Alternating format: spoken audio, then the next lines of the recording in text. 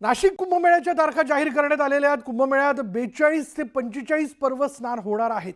31 October 2026 रोजी, म्हणजे लक्षात घ्या पुन्हा एकदा 31 ऑक्टोबर 2026 पासून कुंभमेळ्याला सुरुवात होते। 24 जुलै 2028 पर्यंत कुंभमेळा सुरू राहणार आहे। 2 ऑगस्ट 2027 ला सोमवती अमावस्येच्या सोमवती अमावस्येच्या दिवशी पहिलं शाही स्नान पार पडेल।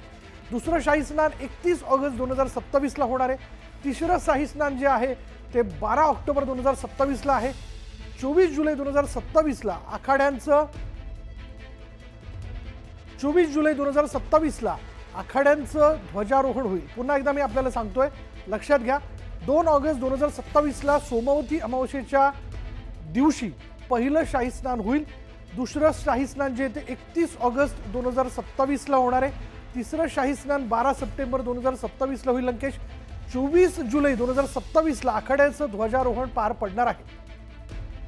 अधिक तपशील आपण जाणून घेणार आहोत। आमचे प्रतिनिधी लक्ष्मण घाटोळ आता क्षणाला आपल्या बरोबर आहे। लक्ष्मण, कुंभमेळ्याचं बिगुल वाजलंय, तारखा देखील जाहीर झाल्यात। आता पुढला प्रश्न राहतो तो तयारीचा। लक्ष्मण, नाशिक सिंहस्थ कुंभमेळ्याच्या संदर्भात विशाल मुख्यमंत्री देवेंद्र फडणवीस यांच्या उपस्थितीमध्ये नाशिकच्या जिल्हाधिकारी कार्यालयाच्या दालनामध्ये 13 साधू महंतांच्या आखाड्यांची एकत्रित बैठक सुरू आहे। या बैठकीला शैव आणि वैष्णव आखाड्यांचे 13 प्रमुख आखाड्यांचे साधू महंत त्या ठिकाणी उपस्थित आहे। आणि आता ज्या तारखा आपल्या समोर आलेल्या आहे त्या तारखा निश्चित झाल्याचं समोर आलेलं आहे। या तारखा दोन्ही आखाड्यांनी अर्थात त्र्यंबकेश्वरमध्ये असलेल्या शैव आखाड्यांच्या साधू महंतांनी त्र्यंबकेश्वर मधल्या तारखांबाबत घोषणा करण्याबाबत सूचना केलेली आहे। त्याचबरोबर नाशिक मधल्या आखाड्यातील साधू महंतांनी आणि पुरोहित संघांनी ज्या तारखा दिलेल्या आहेत त्या जवळपास निश्चित झालेल्या आहे। या सगळ्या तारखांनुसार पहिलं शाही स्नान आहे ते 2 तारखेला अर्थात 2 ऑगस्ट 2027 ला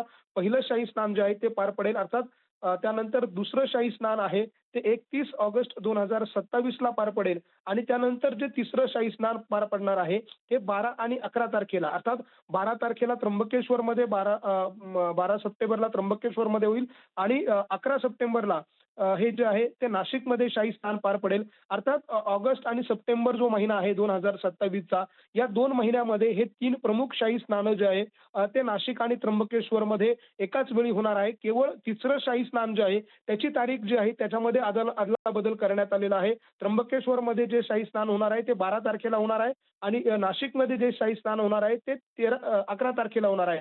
हा एका दिवसाचा जर फरक वगळला तर त्र्यंबकेश्वर आणि नाशिक या दोनही शहरांमध्ये दोनही भागांमध्ये शैव आणि वैष्णव साधू महंतांचं होणारं जे शाही स्नान आहे याच्या तारखा आता जवळपास जाहीर झालेल्या आहेत। थोड्याच वेळात मुख्यमंत्री देवेंद्र फडणवीस या तारखांवरती शिक्कामोर्तब अगदी जोरदार करावी लागणार आहे। घोषणा करतील। धन्यवाद या सगळ्या तपशिलाबद्दल।